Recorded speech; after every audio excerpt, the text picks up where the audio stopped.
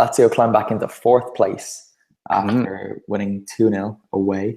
Trying to see, I think I have some stats for this game, but while we find that, Luca's just sent a little message in the group chat there to say he's not best pleased with Bologna's result. We'll put it that way.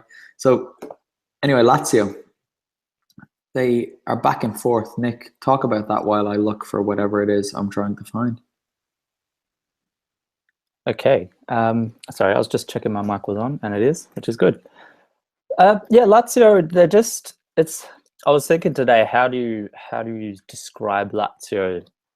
And I just thought they're not a remarkable team in that there's not, a facet of them that you're like, they do that amazing. But they're just an all-round really solid team that I find. When I did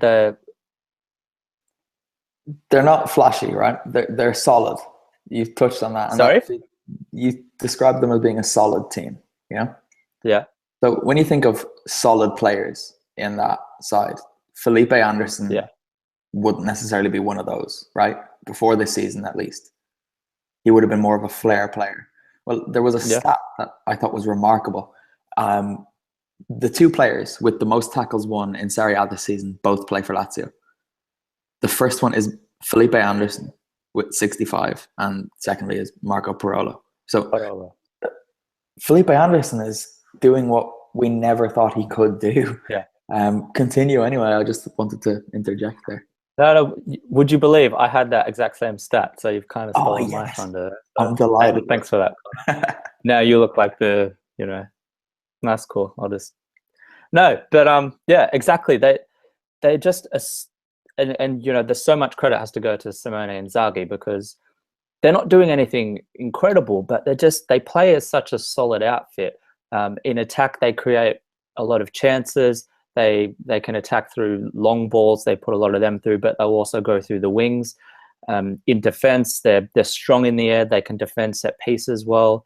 And then they'll put a lot of pressure on the opposition attack as well. And then that was going to lead into my amazing tackling stats, but Connor's got that one covered. But Lazio do lead the league in tackles per game, so that kind of goes to show that how aggressive they are in nature in terms of putting pressure on the opposition attack. So and I will actually add to that Lucas Biglia is 7th in that list for players that have played the entire season. So that's 3 in the top 7 top tacklers. So that kind of shows you something. And I was just amazed as you in terms of Felipe Anderson being in that, because it's just not who you'd expect. I looked up the stat expecting to see Biglia and Parolo, but Anderson I did not expect. So, and that goes to show just how well Inzaghi has that team playing, and that's the key thing.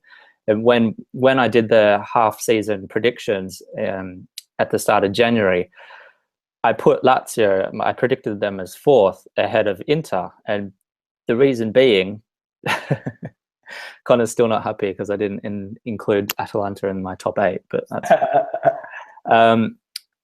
I put Lazio ahead of Inter because I think there's no question that there's a lot more talent in that Inter squad. But I just thought Lazio has the ability to play consistently as a team more than Inter does, which is why I'd predicted that they would finish above them. If I was going to predict now, I might change that purely because of the way Inter's been playing. But that kind of it's a moot point because they're just a consistent team, and they've probably gone under the radar somewhat. I mean, you talk about Napoli, Roma, AC Milan, Juventus, and then you talk Inter, obviously always in the headlines for good or bad.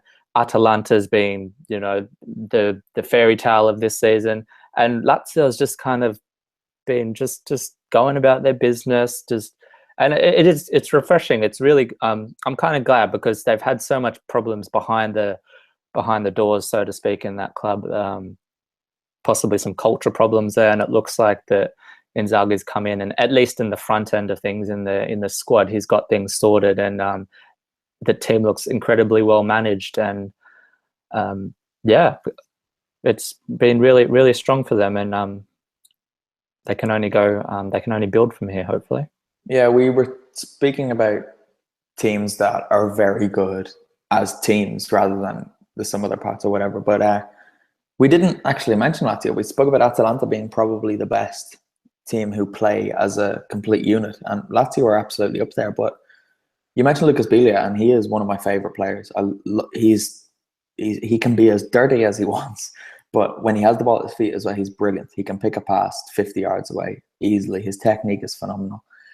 But he was linked with a move to Real Madrid and Manchester United and a few others in the summer. So to keep hold of him has been so important. And you said Lazio were a bit of a mess behind the scenes, and they were, because Bielsa came in for 2 days or something, and Inzaghi stayed just because Bielsa had stormed off. So for them to be doing what they're doing at the moment is really impressive, given how they looked in the summer.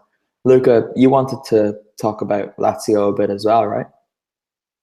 Yeah, I wrote something about them in the autumn, kind of just saying what you just said, and how this is kind of sort of came about in a way that no one would have predicted. Everyone was getting excited about Bielsa, and then that never came, and the fans were still annoyed about Lotito. But they've just, the work that Inzaghi's done there has been so impressive, just to get them as this solid unit. And I think their centre back partnership of De Vrij and Hurt is probably one of the best around. And while the rest of the team's quite solid and not particularly expressive, that they're both good ball playing centre halves who can do stuff. And then at right back, you've got Dusan Basta, who's again like not one of these most glamorous of players, but he does get up and down that flank, and he can really get a lot done. And again, when they played Roma in the derby, like no one expected anything of them. They just switched that back three, and they looked tactically completely aware of what they were doing and confident in their own ability, and they managed to outplay Roma. So I think that they're certainly a very good team, and they're in with a shout of